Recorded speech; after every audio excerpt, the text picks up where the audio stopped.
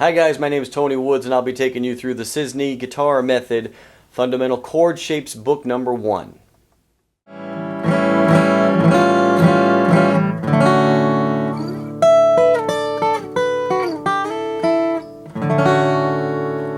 Okay guys, we are back into the key of D, but actually, again, we're going to do a solo. This is where we cover the jazz solo. The key of D jazz solo starts on page 69 or thereabouts in your book. The jazz solo, let's see, how do I put this? I'd love for you to learn the jazz solo. A lot of students like it. It's a great sounding piece and it sounds like jazz. So you've been given solos that sound like Spanish, solos that sound like the blues, a solo that's now going to sound like jazz, and I think it's cool to have all those different sounds in your head, so in the future you can decide what type of music you want to pursue and focus on to play. So we have the jazz solo here. The difficult thing is almost none of the chords in the jazz solo are pertinent to our studies because we're learning extended chords in order to make it sound like jazz. Extended chords are when you start adding the major sevens, minor sevens, nines, augments, suspensions. All that stuff can get very weird at this stage in the game because after all, this is a beginner book 1. So you could skip the jazz solo if you wanted to, and it wouldn't affect your studies at all because it doesn't really pertain exactly to what we're doing, which is 5th and 6th string memorization, 5th and 6th string movable chords, and all of our open chords. Now that being said, if you want to have a really cool, fun sounding solo to play, then maybe you want to look at the jazz solo. So just to give you a little taste, I'm going to skip some parts. I'll play a little piece of it to see if you like it, and then I'll go on to explain it. I'm going to start right down at about the 3rd line down.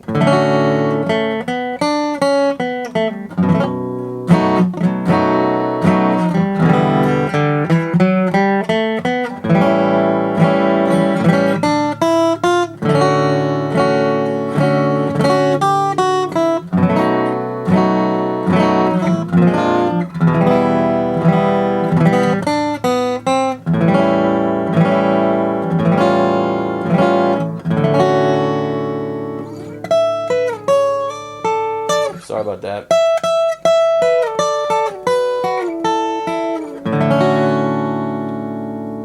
Okay, kind of a fun solo. So you pick, assuming you want to go on, let's get started.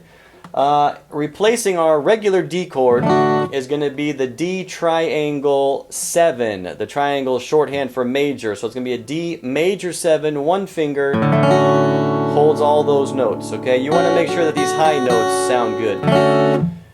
If you remember your B power chord, that B7 is going to turn that B power chord into a 7 chord. So first finger bars the 2nd fret there, 3rd finger on the 4th fret, pinky skips a string, is on the 2nd string, 4th fret.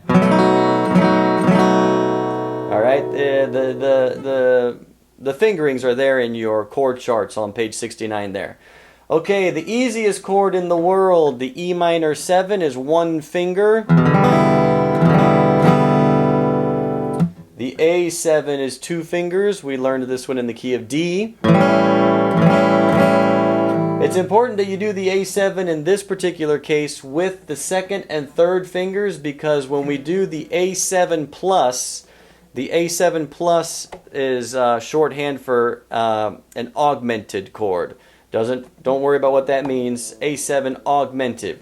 So we're going to take our A7, add the 1st finger on the high string 1st fret, and that gives us an augmented chord that pushes back to the D major 7. So we got A7, A augmented, and a D major 7. Okay, so everything is there for you. You just play through that first progression. Let's play through the top line. We got D major 7, B7, which is probably going to be about as hard as your B minor chord, so it's a little bit more practice here. E minor 7 is the reward for playing the B7, A7, which I call the split finger chord, and then the augment. That pushes us back to the D major 7. So the second line we're playing the D major 7, the B7. Now we've got a B flat 7. Anytime you see a sharp or a flat, you just make the chord B7 in this case, and then sharp it or flat it. So if we've got a B flat 7, we take a B7, move the whole chord back 1 fret, that makes it a B flat 7. So it doesn't really sound right unless you're moving it. So let's move that chord. We're going to go B7, B flat, E minor 7, A7, A7 augmented, and then we get into the solo. 1 strum of a D major 7, and this I would draw parentheses around this little lick. You got 2, 4, 3, 2, 4, 2. Okay, here's how you want to play that. The 2 with the first finger, 4 with the third finger, next string down, the third fret with the second finger, second fret with the first finger, back to the 4 on the third string, and back to the 2. So I would draw parentheses around just that and just play that little lick until you get familiar and comfortable with just doing that. Okay, great. So D major 7, your little scale. Alright, we're going to jump into the B7 chord. E minor 7. Okay, here's another little scale that I would draw parentheses around and spend time just learning the scale, where it's going to sound like this. You're going to go open on the 4th string. First finger on the 2nd fret. Pinky on the 4th fret. Next string open. First finger on the 2nd fret. Pinky on the 4th fret.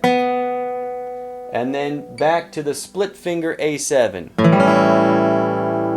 So I would draw parentheses around that and I would play it like this. Your E minor 7. Play the scale to the A7. Again, I'd make that a whole exercise all by itself. E minor 7, the scale, A7, 3 times.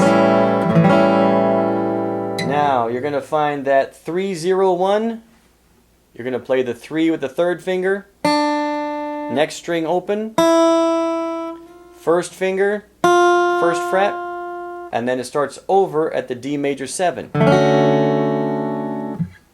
This next section of music is exactly the same chords as we had before,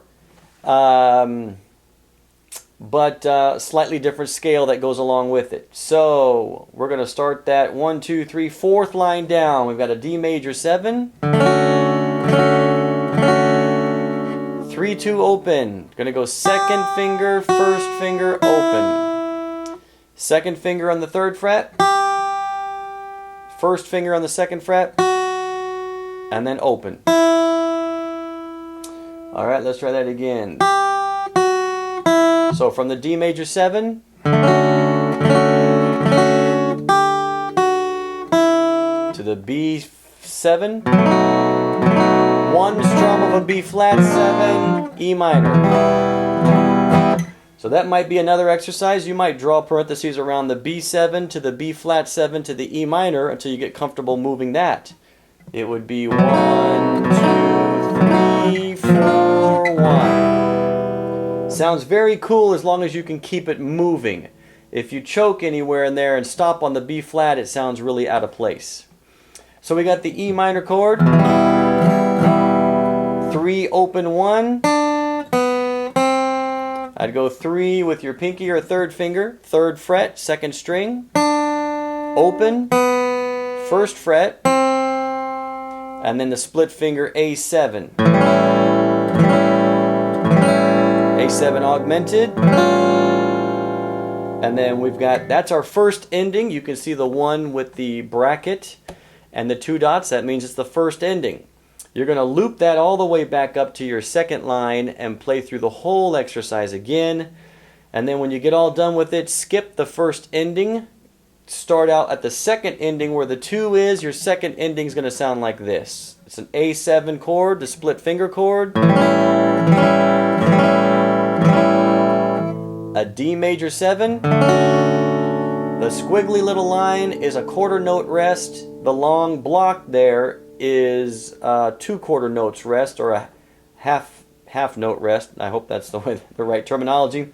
So you're just going to strum that and hold it and then let it sit there for a while. Now you've got the fancy ending, 12-12, 10-10, 7-7, 5-5, and then our D major. The best way to do that is to hold your first finger over the bottom 2 strings. Don't move it back and forth. Hold it over both of them at the same time. Play the high string and then the second string. Slide that back to the 10th fret.